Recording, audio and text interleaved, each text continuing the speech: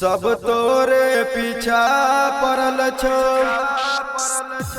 केकरा से रंग बेबीगे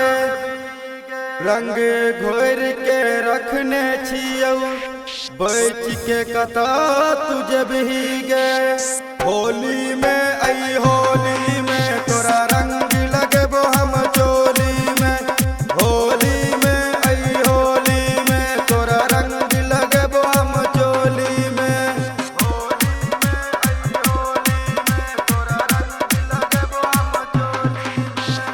होली में आई होली में तोरा रंग लगबो हम चोली में होली में आई होली में तोरा रंग लगबो हम चोली में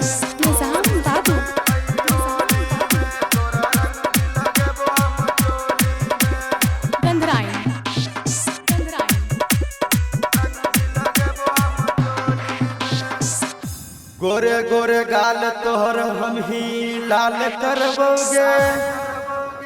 नरम नरम दहिया पर अबीर रगड़बोगे होली में आई होली में तोरा रंग लगबो हम चोली में होली में आई होली में तोरा रंग लगबो हम चोली में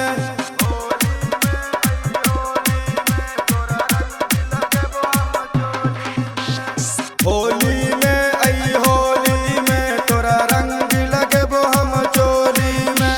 होली में आई होली में तोरा रंग लगबो हम चोली में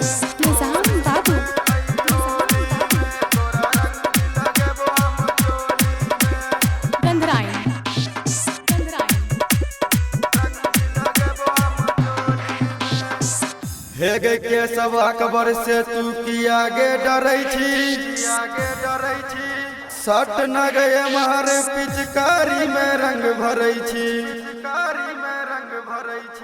होली में आई हो